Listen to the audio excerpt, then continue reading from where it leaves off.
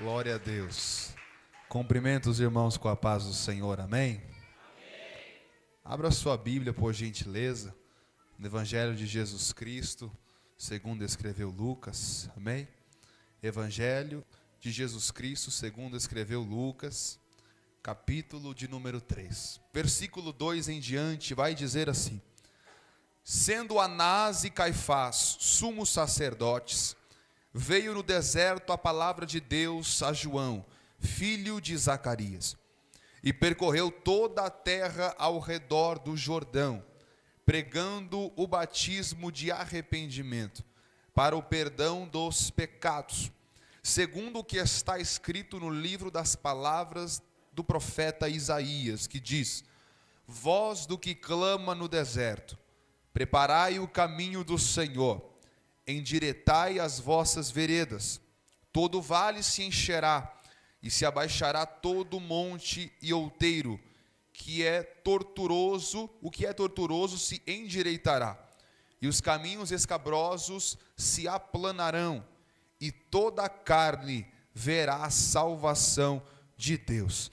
Pai, em nome de Jesus, eu oro a Ti, Senhor. Eu peço que não seja eu, Samuel, pregando, mas que seja o Espírito Santo de Deus falando através da minha vida para a Tua noiva, em nome de Jesus Cristo. Amém. Você que pode se assentar glorificando o nome do Senhor, por gentileza, sinta-se à vontade. Queridos, João Batista, ele é um homem notório na palavra do Senhor. Coincidentemente ou não, assim como Jesus, João Batista não teve dias muito longos. João Batista, ele morre por volta dos seus 30 anos de idade. João Batista, ele era filho de Zacarias e filho de Isabel. Para quem não sabe, se você ler Lucas capítulo 1, você vai aprender que Zacarias, ele fazia parte do grupo sacerdotal. O grupo sacerdotal, segundo a lei de Israel, os homens que eram sacerdotes tinham que vir da tribo dos levitas, e o sacerdócio era passado de geração em geração. Ou seja, a tribo dos levitas, todo aquele que nascia da tribo dos levitas, era consagrado ao sacerdócio, e a sua posterioridade também dava sequência ao sacerdócio, à manutenção da casa do Senhor. Aqui, já no contexto dos tempos de Herodes, aqui na Judéia, nós sabemos que havia um sorteio para qual sacerdote queria adentrar no lugar santíssimo. Para quem não sabe, o templo de Israel, naquele momento, era dividido por 3 partes: o pátio, o lugar santo e o lugar santíssimo, ou também chamado de Santo dos Santos.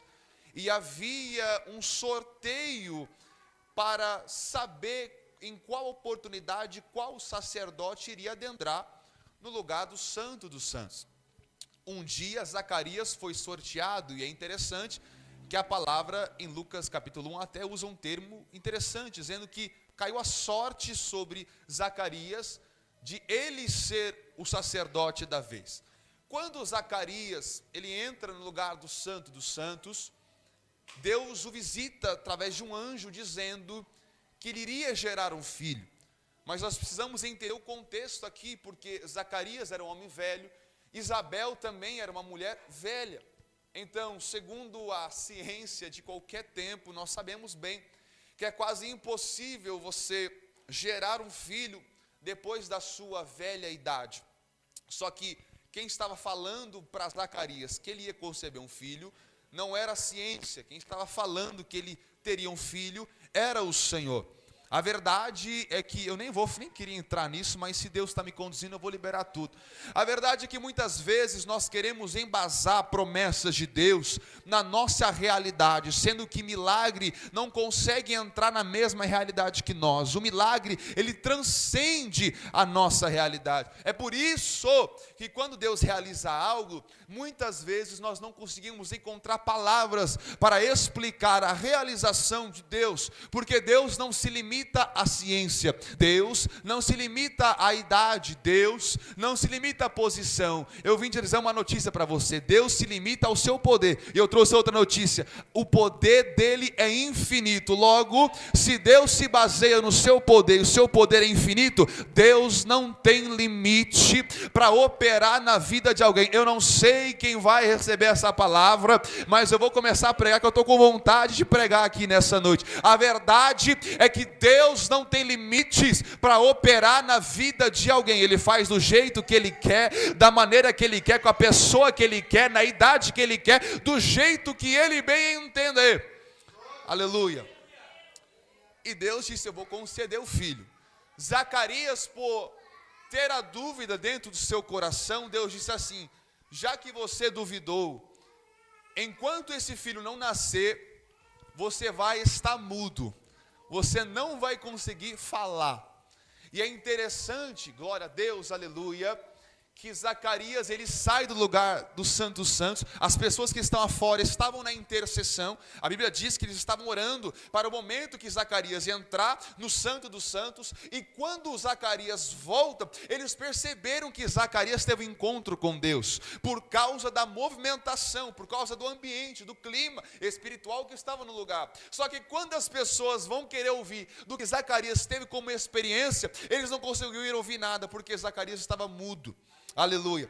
Depois desse tempo, glória a Deus, em que ele ficou mudo, João foi gerado, ele voltou a falar, e as primeiras palavras que ele fala é o cântico de Zacarias. Só que eu nem quero entrar muito aqui ainda, porque na gestação de João, olha que interessante, na gestação de João, quando Isabel estava por volta de 6 meses de gestação, ela encontra Maria, que é sua prima, ela faz parte de sua família, e essa Maria estava carregando no seu ventre um tal de Jesus, um tal de Emanuel.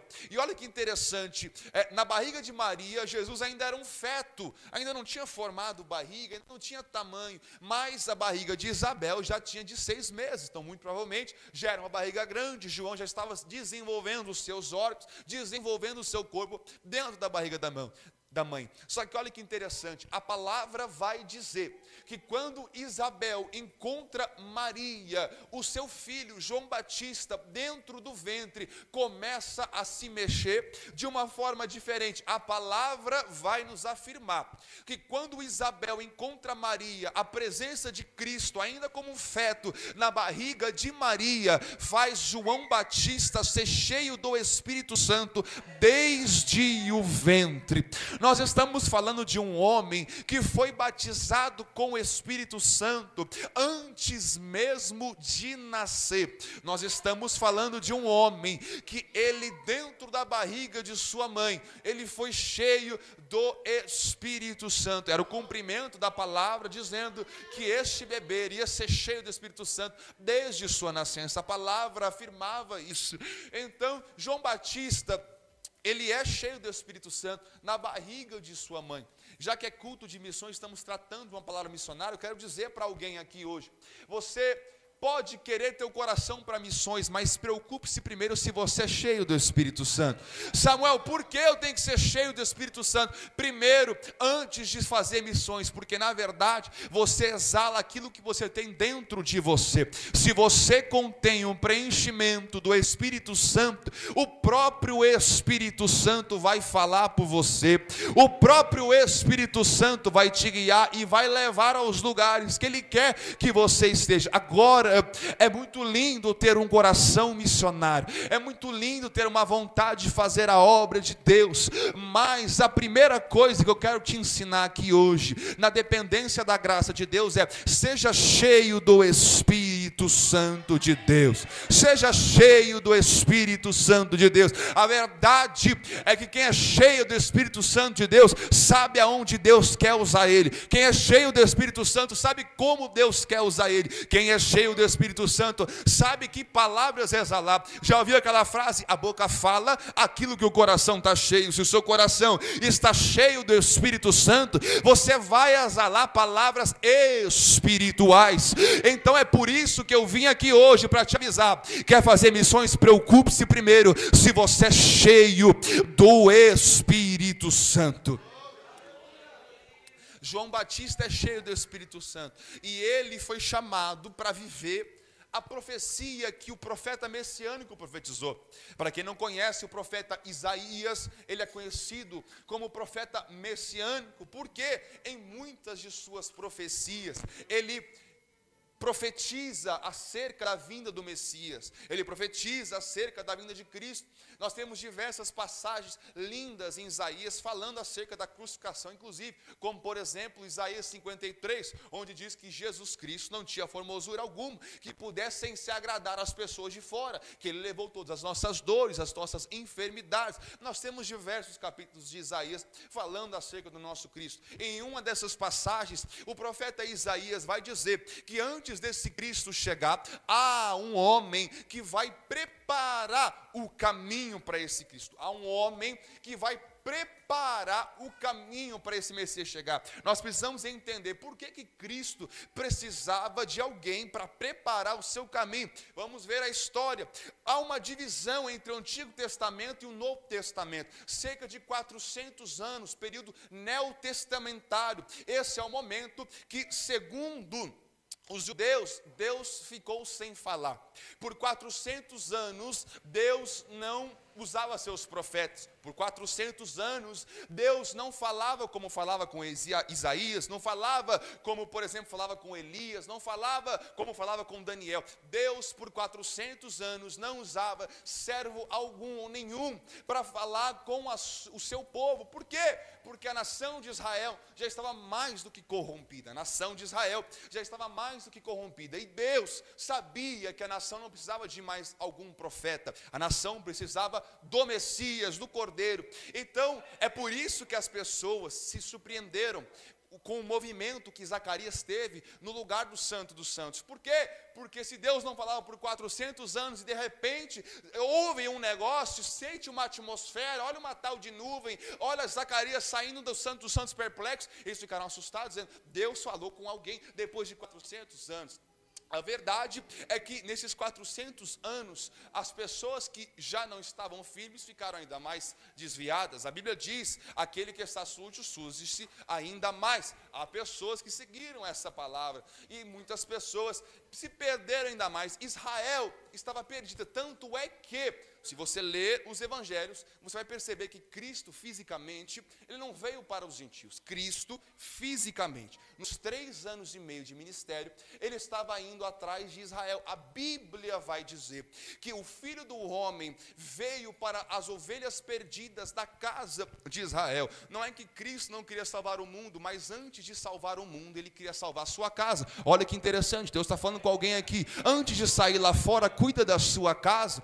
Antes de visitar as outras casas, certifique se a sua casa está debaixo da graça de Deus. Até Cristo cuidou de sua casa primeiro, para depois enviar os discípulos para a Judéia, Samaria e aos confins da terra. Quem sou eu para não cuidar da minha casa primeiro? Quem sou eu para não me preocupar com a minha casa primeiro? Deus está dizendo para alguém aqui hoje, eu tenho um chamado missionário, mas primeiro certifique-se se a sua casa está debaixo da bênção de Deus. Certifica-se se o seu casamento está debaixo da graça de Deus. Certifica-se se os seus filhos estão vivendo debaixo da graça de Deus.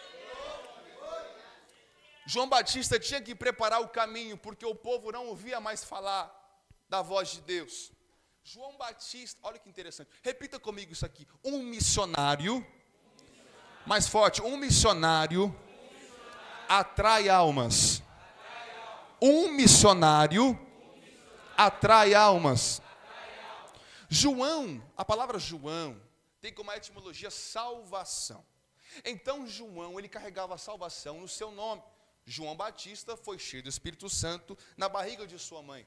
João Batista era filho de sacerdote.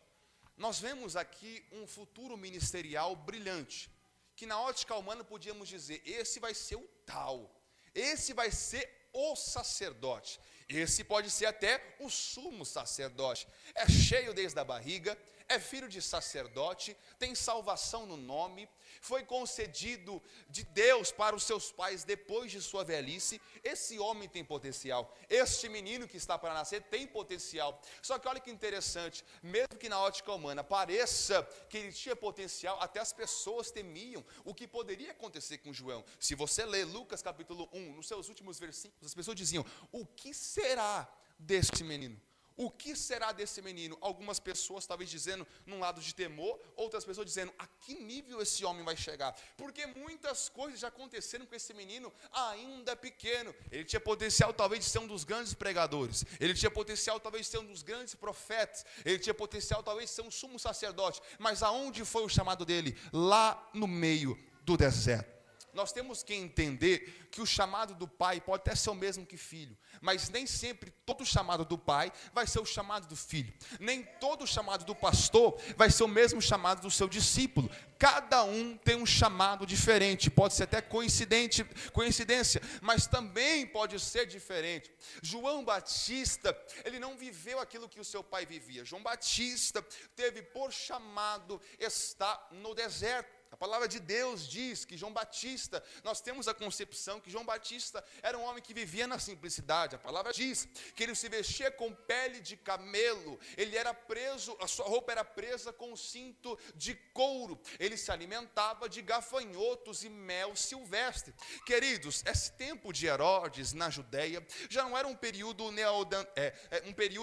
do homem da pedra. Esse momento já era um momento de evolução. As pessoas não comiam terra, as pessoas não comiam qualquer coisa, as pessoas já tinham a terra, o globo já tinha uma base do que era o mundo, não como hoje, com tecnologia, mas havia um avanço. Então, para um homem, já no tempo de João Batista, se alimentar de mel silvestre e gafanhoto, não era o maior luxo. Para um homem, vestir uma roupa com pele de camelo, não era luxo, quanto mais um homem, viver no meio do deserto, sem nada, não era algo de luxo. Só que é interessante, é que Deus nunca disse que ia chamar João Batista para o luxo. Deus sempre disse que ia chamar ele para preparar o caminho de Cristo. Sabe o que eu quero dizer para você aqui hoje? Eu não estou dizendo que Deus não dá chave de carro, Deus dá chave de carro. Eu não estou dizendo que Deus não dá chave de casa, Deus dá chave de casa. Eu não estou dizendo que Deus não dá emprego, Deus dá emprego. Mas o que Deus mais quer é derramar a chamada profética dele sobre a nossa vida. Eu não te prometo casa, eu não te prometo carro, eu não te prometo trabalho, mas uma coisa eu te prometo, que a promessa de Deus, uma vez feita em sua vida, ela continua de pé, ela continua viva, ela continua firme. A palavra de Deus vai dizer no livro de Números que Deus não é homem para que minta, nem filho do homem para que se arrependa. Toda palavra liberada do céu, ela é real. Toda palavra liberada de Deus, ela vai se tornar real. João Batista não tinha promessa de ser luxuoso, João Batista não tinha promessa de ser bem de vida, João Batista não tinha promessa nem de ser o sacerdote. A promessa perante Deus, perante os homens até tinha, mas a promessa que ele tinha da parte de Deus é: João Batista, você vai preparar o caminho de Cristo. Sabe o que eu vim dizer aqui hoje, aqui na cidade de Carapicuíba, para alguém que me escuta nessa noite, é que Deus te chamou para preparar o caminho de Cristo. Deus te chamou para preparar o caminho de Cristo.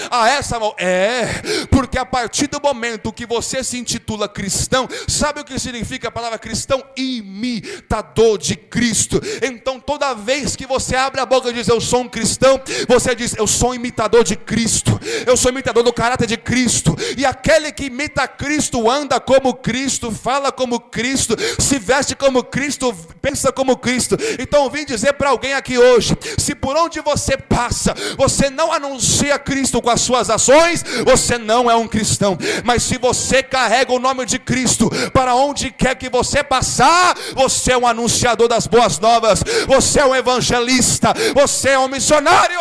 Só quem acredita dá um glória a Deus. Perceba comigo que João Batista não teve função no templo. João Batista não teve função sacerdotal, mas ele teve a maior função que alguém poderia receber, é preparar o caminho para Cristo passar. Sabe o que eu quero dizer para você? Sabe uma maneira que você pode fazer missão? Olha o segredo que eu vou deixar para você, só entre nós aqui, oração antes do culto. Sabia que oração antes do culto é uma obra missionária? Porque se João Batista preparava o caminho para Cristo passar, logo se você ora, dizendo: Pai, desce de uma forma poderosa no culto, Pai, envia as almas no culto, Pai, fala no culto, você também está preparando o caminho para Cristo passar. Amando quer a sal. Sabe que Deus está gritando no meu ouvido para dizer para alguém: o culto não começa aqui dentro, o culto começa lá fora. O culto não começa aqui dentro, o culto começa no seu quarto. O culto não começa aqui dentro, o culto começa no caminho. Enquanto você se veste, eu vou dizer para você, a partir de hoje, você não vai entrar no culto da mesma forma, você vai entrar dizendo: Pai, prepara o caminho, eu vou preparar o caminho para Cristo passar, eu vou me santificar, eu vou orar, eu vou jejuar, eu vou consagrar, mas esse culto vai ser diferente. Só quem vai fazer diferente, joga a mão no terceiro andar e faz o barulho que o diabo não gosta. Querido, presta atenção aqui. João Batista nunca foi chamado para aparecer, ele sempre foi chamado para fazer outro aparecer. A verdade é que toda chamada ministerial é uma chamada não para se autopromover, mas para promover aquele que chamou. A verdade é que aquele que te chamou nunca vai querer te promover mais do que ele mesmo. Cristo, Ele nunca vai chamar alguém para ofuscar a glória dEle. Então, se por um acaso você quer viver da chamada de Deus, se por um acaso você quer viver daquilo que Deus tem para a sua vida, começa se certificando que quem vai aparecer mais do que você é aquele que chamou. Mais do que o mensageiro é aquele que dá a mensagem. Mais do que aquele que dá a palavra é aquele que é o dono da palavra. Mais do que o evangelista é aquele que fundou o evangelho. Mais do que o pregador da cruz é aquele que subiu na cruz. Então eu quero dizer para alguém aqui que tem vontade de pregar, seja no púlpito, seja na rua, seja na casa, seja na escola, eu quero dizer algo para você: pense bem se você quer entrar para esse negócio, porque você não foi chamado para aparecer, você foi chamado para fazer Ele aparecer. Você não amado Rabatsu Kelemaia. É por isso que eu vim aqui hoje na dependência de Deus. É por isso que eu vim aqui hoje, dependência da graça. Eu vou conversar para os irmãos aqui hoje. Eu trouxe esse negócio para pregar, eu trouxe, mas Deus falou: não vai com esboço hoje não. Hoje você vai abrir a Bíblia e deixar o grandão aparecer. Hoje não vai depender de estudo não. Hoje vai depender daquele que dá a palavra. Então quero dizer para você aqui, irmão, eu não estou condenando estudo, pelo amor de Deus. Eu estou no 3º ano de teologia. Eu me aplico, eu tento extrair o máximo da palavra de Deus, mas nós precisamos entender que maior do que a palavra é aquele que concedeu a palavra. Nunca se sinta maior do que a palavra, nunca se sinta maior do que a chamada, nunca se sinta maior daquele que te convidou, porque aquele é poderoso, ele é mais poderoso que você. O Criador é mais poderoso que a criação. Então vim dizer aqui hoje: começa a se rebaixar, porque quem tem que aparecer é Ele, quem tem que aparecer é Ele, só quem vai fazer Ele aparecer. Só quem vai fazer Ele aparecer. Só quem vai fazer Ele aparecer. Tanto é que uma das maiores frases que João Batista já proferiu foi: que Ele cresça e eu diminua. Que Ele cresça e que eu diminua. João Batista nunca se preocupou em se autopromover. Ele sempre se preocupou com que o dono da palavra fosse promovido através da vida dele. Queridos, não é questão de Deus. Deus vai usar você, mas Deus vai usar você para glorificar o nome dele. Irmão, dom não salva ninguém. Chamada não salva ninguém. Se for necessário, você vai para o inferno com dom e tudo, sim. Porque dom não salva, chamada não salva, cargo não salva. O que salva é você crer na fé em Cristo Jesus. Eu acho muito linda a pregação de João Batista. Nós lemos aqui mas como eu gosto da Bíblia, eu vou ler novamente. Olha como João Batista pregava. E percorreu toda a terra ao redor do Jordão, pregando o batismo do arrependimento, para o perdão dos pecados. Segundo o que está escrito no livro das palavras do profeta Isaías: vós que clama no deserto, preparai o caminho do Senhor, endireitai as vossas veredas. Ponto. Acho interessante, é que nós temos que ir, nós temos que fazer o ide. Mas para quem é cheio do Espírito Santo, as almas correm atrás. Vou provar na Bíblia para você, que as almas correm atrás de quem é cheio do Espírito Santo. Queridos, foi proferido aqui inúmeras testemunhas. Ainda tem a palavra do Senhor para dizer. João Batista não estava na sinagoga. João Batista não estava no centro. João Batista não estava onde havia maior movimento da cidade. João Batista estava no deserto. João Batista, ele estava no deserto. É chamado voz que clama no deserto. Quero dizer para alguém aqui, se você é cheio do Espírito Santo, é alguém que clama, as almas vão vir até você. Não se preocupe somente em ir. Se preocupe se você está cheio o suficiente para atrair as almas. Sabe o que acontece? É um ciclo. Você é atraído por Deus. E se você é atraído por Deus, as pessoas vão ser atraídas por você, porque você tem Deus no seu coração. João Batista precisava ser cheio do Espírito Santo para ele exalar aquilo que Deus tinha para a nação de Israel. João Batista, ele tem o chamado de quebrantar os corações para o arrependimento, para que pelo menos alguns estivessem de coração aberto para a vinda de Cristo. Há estudiosos que pensam, e eu também penso assim, que muitos dos discípulos de Cristo estavam no batismo de João. João Batista, como seu nome já carrega, ele era aquele que batizava. E como havia uma certa multidão que o seguia em suas pregações, em seus batismos, é interessante você pensar, quando Jesus chama um discípulo, tente imaginar que se ele poderia estar nos batismos de João. Porque nós temos pelo menos 3 para mais, tratados na Bíblia, discípulos que só ouviram a chamada de Cristo e foram. Só ouviram a chamada de Cristo, vem e eles foram. O Espírito Santo convence, mas eles tinham que ter um contexto para essa chamada. Então muitos estudiosos acreditam que grande parte dos discípulos de Cristo se encontravam entre esses encontros de João Batista. Então você percebe que uma pessoa cheia do Espírito Santo, ela atrai almas, ela atrai discípulos, ela atrai almas sedentas para o arrependimento. João Batista, ele tinha a função de atrair essas pessoas para o deserto. Olha que interessante. É uma linguagem comum entre nós pentecostais dizer, eu estou passando pelo deserto. Quando a dificuldade chega, eu estou passando pelo deserto. Quando a luta no casamento vem, eu estou no deserto. Quando a dificuldade financeira chega, eu estou no deserto. Pois bem, se você estudar a Bíblia, você percebe que no deserto foram efetuados os maiores milagres bíblicos. Os maiores milagres bíblicos foram efetuados no deserto. Então eu não sei vocês, mas se for na visão bíblica, eu quero viver no deserto, porque eu quero viver de milagre. Sabe de uma coisa? Um professor meu de teologia, ele disse para mim uma vez, marcou muito comigo, e eu sempre carrego essa mensagem comigo. Nós não queremos estar na posição do milagre. Nós, seres humanos, nós não queremos estar na posição do milagre. Essa, irmão, porque se você precisa de um milagre é porque não tem mais saída.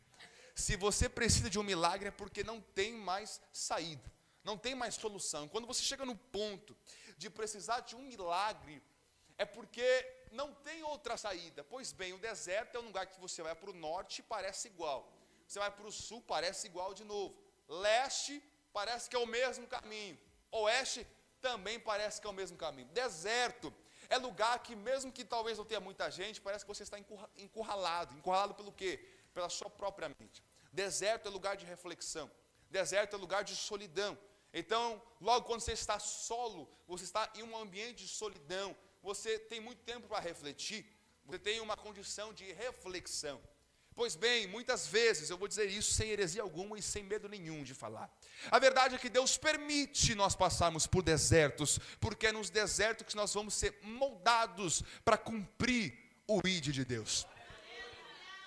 João Batista precisava atrair almas ao deserto para verem que aquela era a realidade espiritual de alguém sem Deus. O deserto é a realidade espiritual de alguém sem Deus. Como assim, Samuel? Eu estou me confundindo todo com esse negócio de deserto. A verdade é que talvez o seu contexto pode dizer que você está no deserto, mas se você tem Deus, todo deserto você vai ter uma coluna de fogo de noite e uma coluna de nuvem de dia. O que eu quero dizer é que deserto é um lugar de perdição. Deserto é um lugar que você não encontra saída, mas quando você está no deserto com Deus, você sempre tem um norte. Quando você está no deserto com Deus, você sempre tem um guia, porque de noite Ele traz o fogo e de dia Ele traz a nuvem para te guiar. João Batista estava vivendo uma tipologia espiritual, mostrando para as pessoas que deserto era lugar de encontro com Deus. No deserto, às margens do Rio Jordão, João Batista batizava pessoas através do arrependimento. Deixa eu te dizer algo, se você quer ser um missionário, se você quer evangelizar sem pregar a palavra do arrependimento, eu não sei o que você está querendo fazer nesse meio. Porque evangelismo, irmão, evangelismo não é palavra de prosperidade. Evangelismo não é palavra econômica. Evangelismo não é palavra de coach, que tudo vai dar certo, tudo vai ser mil maravilhas. Evangelismo é palavra de arrependimento. Samuel, como é que a pessoa que vai receber o evangelismo vai achar esperança se eu vou pregar uma mensagem que quase que condena ela? A esperança que você vai espalhar pelo mundo afora não é financeira. A esperança que você vai espalhar mundo afora não é recursos humanos. A esperança que você vai passar para o mundo afora é através do arrependimento. Eu não te prometo nada, senão uma vida eterna com Cristo. A verdade, por que Deus diz, por que a palavra diz que nós temos acesso à paz que excede todo o entendimento? Deixa eu dizer algo, se você não tem paz, você descansa? Não descansamos. Se nós estamos em momentos de agonia, nós não descansamos. Se nós estamos em momentos de ansiedade, nós não descansamos. Se nós estamos em momentos de preocupação, nós não descansamos. Agora você me pergunta, Samuel, como é que eu vou ter paz? Só tendo Cristo? É por aí, mas eu vou mastigar melhor para você entender, para sair daqui convicto do que é a paz que excede todo entendimento. A verdade, irmão, é que o homem e a mulher, nós somos sistemáticos. O ser humano é um ser sistemático. Gosta de planejar, gosta de saber que amanhã tem o que comer, gosta de saber que amanhã tem o que vestir, gosta de saber o que tem que fazer amanhã. Só que muitas vezes nós não temos esse acesso, muitas vezes nós não temos essa certeza, talvez não de comer, ou de vestir, ou de morar, mas de outras questões diárias. E Samuel, como é que eu consigo a paz que excede todo entendimento? É porque nós não fomos chamados para viver aqui, nós fomos chamados para viver lá. Nós não fomos chamados para construir riquezas aqui, nós fomos chamados para acumular galardão lá. A verdade é que um crente consegue viver com a paz que excede todo entendimento, porque sabe que mesmo em meio a desertos ou a tempestades, você já sabe o final da história. O final da história é glória com Cristo Jesus. O final da história é corpo glorificado, sem doença, sem morte, sem pecado, sem desejos carnais. A verdade é que um missionário precisa entender, um evangelista precisa entender que você sabe já, você tem um acesso ao final da história. Este é o final da história. O final da história te afirma que você não vai morrer. Eu não vou morrer, Samuel, não vai, porque maior do que essa morte é a vida eterna com Cristo.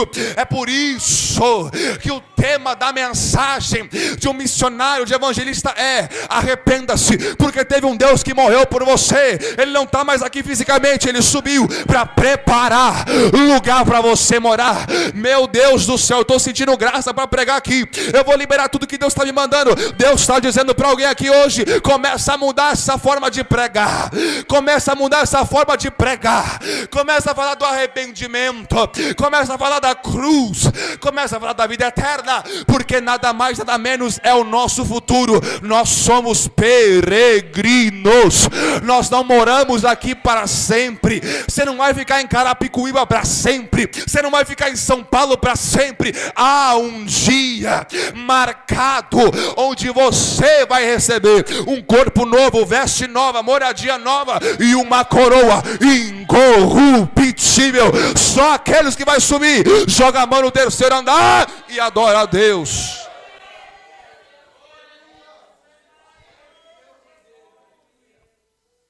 Um verdadeiro missionário cheio do Espírito Santo atrai almas por causa disso. Porque não atrai almas a fim de que as almas recebam algo em troca, mas atrai as almas porque essas almas já receberam antes mesmo de vir, que foi o sangue de Cristo na cruz do Calvário. Então eu quero lembrar você nessa noite, não esqueça da palavra genuína de Deus. Não esqueça que Deus nos chamou para sermos cheios e transbordar quem está em nossa volta. Eu quero, por gentileza, convidá-lo a ficar em pé, sobre os seus pés, neste momento da mensagem. Eu quero dizer que uma pessoa cheia do Espírito Santo é uma pessoa que transborda por onde passa. Uma pessoa cheia do Espírito Santo carrega as falas de Cristo em sua língua. Uma pessoa cheia do Espírito Santo carrega o agir de Deus em suas ações. Eu quero dizer para você, não se preocupe com o seu cargo eclesiástico. Não se preocupe com a sua posição social. Não se preocupe com o passado de sua família, ou com o seu título de trabalho, ou o seu título de nome, ou com quantos seguidores você carrega em suas redes sociais. Mas preocupe-se que a sua mensagem está sendo pregada de forma genuína. Eu quero dizer algo aqui para alguém. Pode parecer estranho, mas eu vou te mostrar que é verdade. Um evangelista não é medido por quantas almas ele ganha. Vou repetir. Um evangelista, missionário, não é medida a sua qualidade por quantas almas que ele ganha, mas quantas pessoas ele alcança. A verdade é que evangelista nunca pode ser medido por quantas almas ele ganhou. Porque a Bíblia diz que quem convence o homem do pecado não é o evangelista. Quem convence o homem do pecado é Deus. Não se preocupe se por algum tempo você não ganha uma alma para Jesus. Se preocupe se você está pregando para as almas que precisam de Jesus. Nós precisamos sim almejar e se alegrar com as almas que vêm para Cristo. Mas Deus, na Bíblia, tirou esse peso das suas costas. Toda alma é vencida por Cristo. Toda alma é conquistada por Cristo. Nós temos o trabalho de cumprir Marcos 16:15. E falar. Perceba que João Batista estava no deserto, mas as almas viam, porque ele transbordava o Espírito Santo. Ele transbordava a palavra genuína. Preocupe-se com o que você tem exalado.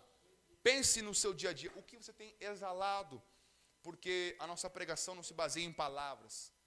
É verdade que a Bíblia diz que a palavra não se consiste, a pregação não se consiste em palavras, mas em poder que vem do alto. Então certifique-se que a sua vida é uma vida conciliada com as ações de Cristo.